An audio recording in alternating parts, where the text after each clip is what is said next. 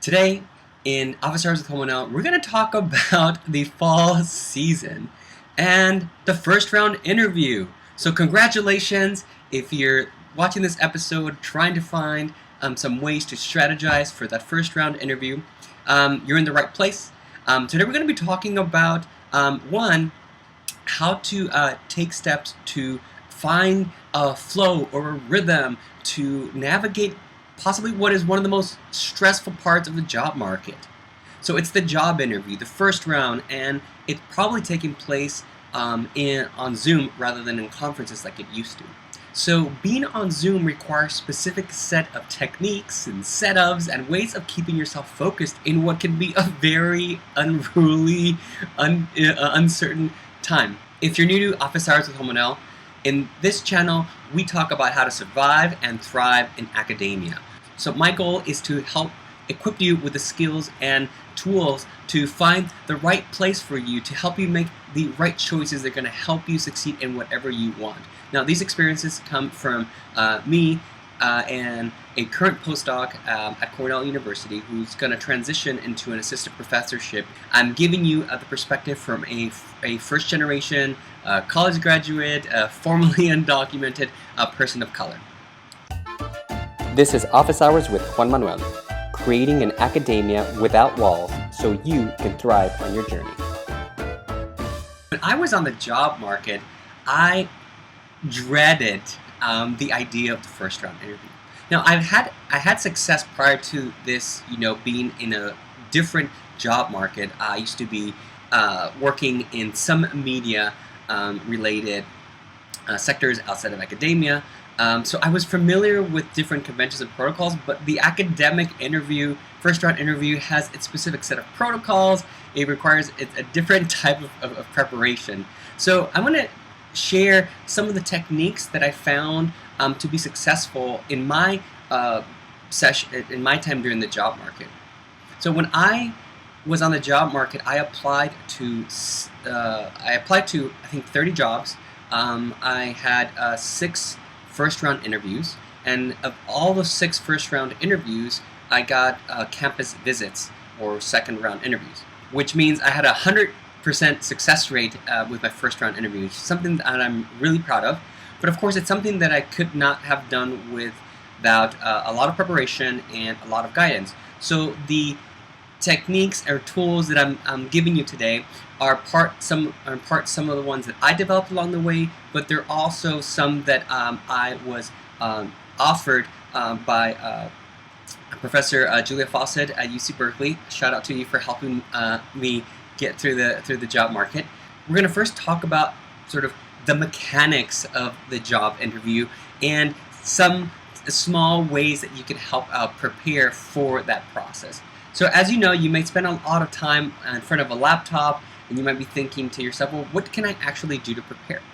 Here are 3 steps that you can take and implement to help you just get a little bit more comfortable in knowing how to navigate the technologies. Yes, you can certainly make sure that your laptop is working, that you're in a well-lit place. I'm not going to focus on those areas. We're going to first talk about some techniques to help you kind of situate yourself before you even get to the interview itself, when you're like in the process of answering questions, fielding responses, and talking with your possible colleagues that you may be working with down the road.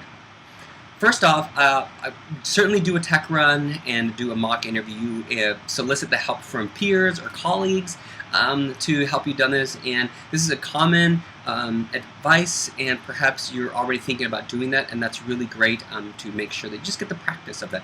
And I will say though, as you prepare the tech run, you might be swamped with writing the dissertation, or you're already done with graduate school, you're in your postdoc phase, and you're trying to figure like what to do during this period because you're kind of swamped with other work. I would say just arrange the technical rehearsal for your job interview and arrive with whatever you have in that moment. If you're not prepared as much as you would want, just still show up rather than not having it all. Number 2, find a device that you can use to record the interview. One of the most useful techniques for me that I developed along the way was the importance of recording yourself so that you know that you're going to have something to go back and review and say, hey, how did I answer that question? Because, for example, had I not recorded one of my interviews, I wouldn't have known that, in fact, in one of the interviews with one of the universities that I had, they asked a two-part question, because some of them will always ask a two-part question, and I completely did not answer the first part because it was a two-part question. I heard the first part and the second part, but because I heard the second part last before my response, I focused pretty much on the second one and literally did not answer the first question, which is a no-no, but I wasn't aware of that in the moment, and then I ended up listening to the recording. It's like, I realized, oh, I need to do this. Fortunately, I didn't get a second round interview, so of course that moment when I didn't answer that question, wasn't the end of everything. My recommendation is that you just set up, get a recorder or your phone to record your interview, so you have an idea of also how you're listening and how you sound, because a lot of times in these first round interviews you might have a committee and your face is being projected on a screen, in front of 6 people because they're together. Maybe with Zoom, maybe there are multiple faces, but people are not only watching you, but they're also listening. And it's important to know how to emphasize certain certain stories, to know what resonates, because people are listening as much as they are watching, or if not, sometimes they're listening more than they are watching, so that's important. This one is a little implementation that I added just to help me. So sometimes when you're interviewing, sometimes committee members won't even turn on the camera, and you might feel like you're talking to some random people that you don't even know yet, but you're being evaluated by these people as possible colleagues. So I added a little step in my interview prep that really helped me relax. And here I'm going to show you. So next to my webcam, I actually ended up putting a picture. Of my toddler. This really just helped me prepare for my interview, because it helped me realize that when I was talking, I was actually talking to my toddler. I was envisioning them, I was making eye contact with them, and it's a way to be lively and animated, but it also provides a lot of comfort and ease during a process that is very stressful. And that's one of the things that I love about Zoom interviews or online interviews, is that I wouldn't be able to do this if I had an interview in a hotel or in front of other people. So take advantage of the fact that you can have a sense of comfort and find a picture of a loved one, of a friend, of outdoor activities, of a pet, or anything that just brings comfort to you. It goes a long way. Now that we've talked about some of the steps you can take to help you prepare for the actual interview, now let's talk about how to manage the interview flow and the process. So for me, I knew that going into the interview process, I needed a way to track my line of thinking, to also recognize that there were going to be a set of questions and protocols, and I knew that I needed to sort of be prepared for how to manage that, because sometimes our minds tend to wander. We're trying to find the response, and it becomes very unreal, like, oh, I had a thought to answer this question, but it's going over here. Before you know, we're going down this rabbit hole, and we get back to the ending of the question, like, I think I answered your question, I'm not sure. So it's important to build a structure to how you answer your questions.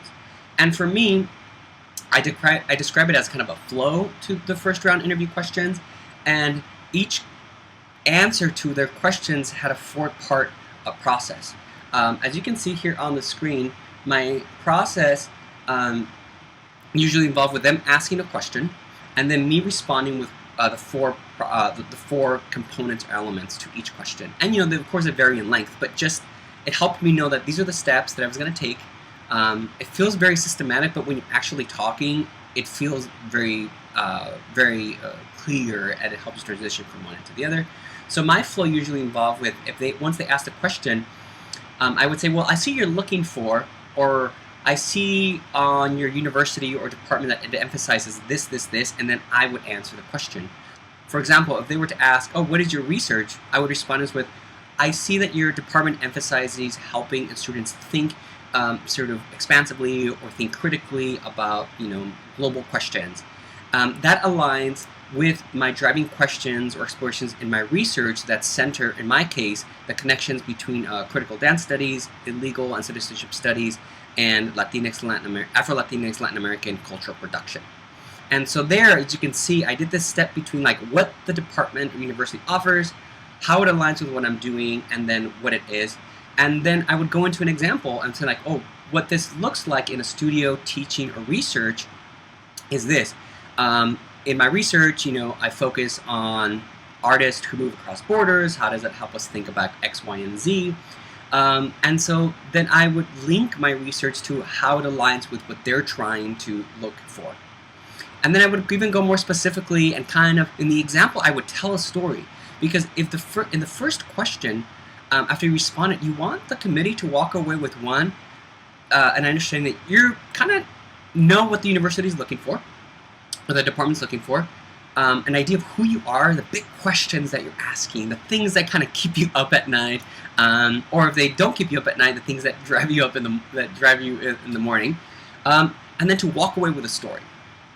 Now, those are kind of three big things that I would say is important to have in the after the first question, whatever it is they have a sense of how it connects to the department, who you are, some keywords, and then also a story. Because then they have something to grasp, and they can imagine you doing this research. So that's the first thing. And then the second part that you want to have, that you want to do, is actually a document available. So here I'm showing you a document that I prepared for each interview. And in it includes sort of my flow to my first round questions so that I have it easily available at the top. I also have departmental information about them that's just like no more than 5 points, because after that it just gets a little overwhelming. I would say even 5 is too much, but just something that you can reference quickly and come back to and say that they place an emphasis on what, and you can come back to it. Because the goal is to come back to what, to the department and to university and how your research connects to them. Also, as a part of this document, you want to identify some possible questions from them. Now, you can ask other people, and you can even ask me, the questions that I got from my first round interview, and and I can share those with you, or ask other people what type of questions. You kind of start to compile them. You do notice some trends or some structures depending on, say, if it's a small liberal arts college, a Research 1 institution, a Research 2 institution, or a state university, and they have particular type of questions that they ask, and you can compile those questions based on the type of institution where you're having your interview. And then I also have information about the college itself, not just the department, but also the college. What type of funding is available? Where is it located? Largely, this is so that you can reference it in case they ask you a question. Say, if you're coming from a biggerish city, and you might encounter a question from a committee who's asking you about like why you may want to be a professor at that time in a small liberal arts college. And you can say in reference, well, this college is located in this, there are these features that I really like, and this gives you sort of a palette or a buffet. It's fall, baking a lot, so food is on mind a lot. A buffet of samplings that you can lean on and have easily available. And another thing to keep on this document is a list of courses they teach. Now, this is important to have this available. You can go onto their website. You can look at the courses that they teach. Maybe you might even be able to find a syllabus.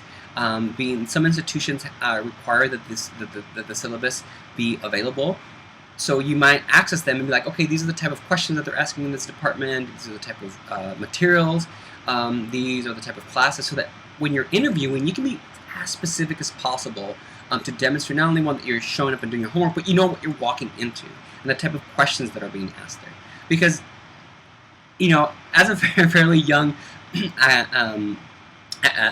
a fairly new academic, one of the important things is that you're walking into a department with its own culture, a specific way of asking questions, and you're wanting to see how you align with those questions. So if you can get as much information as possible up front, it'll help you not only demonstrate that you kind of know what you're walking into, but it'll also help you understand whether you want to be a part of that department or like what you're walking into. By asking as many questions as possible, but also getting as much information. So you know what type of classes they are teaching, what are the descriptions like, and then also perhaps any possible study abroad that they're doing, and that could be extension. So you can resort to those. And then, of course, at the end of this document, what you want to do is you want to have questions to ask them. I would recommend you have at least 5 questions. You would have at least 5 questions that you want to ask them when they ask you. And of course, prioritize the 3 questions, or maybe even 2 that you can ask, should that be possible. I had interviews where I had the time to ask at least up to 4 questions, which was very generous. But in other interviews, I had the opportunity to ask only 1 question. And there was one interview where I was not even asked to, if I had, I think it was like a 15-minute round interview, and they didn't even ask me if I had any questions.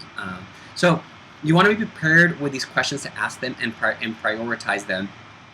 I will say that one of the questions that I got a lot of play with, and I was and folks commented me during my second round interview, was actually my first questions, and I'll share it with you. This was usually my top question. Actually, no, this was my top question that I asked all departments. And this is based a little bit on some of the reading that I did through Karen Kelsky's The Professor's In-Book, which was a valuable resource. So for me, so I would check it out, read it, see if it's something that you would be interested in to help you through it. I will say that the book doesn't cover a lot of the ways to approach content, especially for me as a formally undocumented student of color. So I used what was helpful for me. I will say that you read it and identify what's helpful for you and use it in that context. But the book doesn't really cover some aspects, but I still recommend it nonetheless.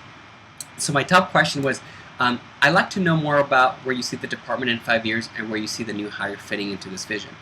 To have these questions available for you in a printed document rather than a digital screen. So these are my recommendations to you. Congratulations if you have a first round interview, and congratulations to those who have applied for jobs and are still waiting to hear back from them, but just know that you're going to find the right place that works for you. If you have any questions, feel free to reach out or comment below. But yeah, let me know if you have first round interviews. Congratulations, and I look forward to seeing next time on Office Hours with Juan Manuel.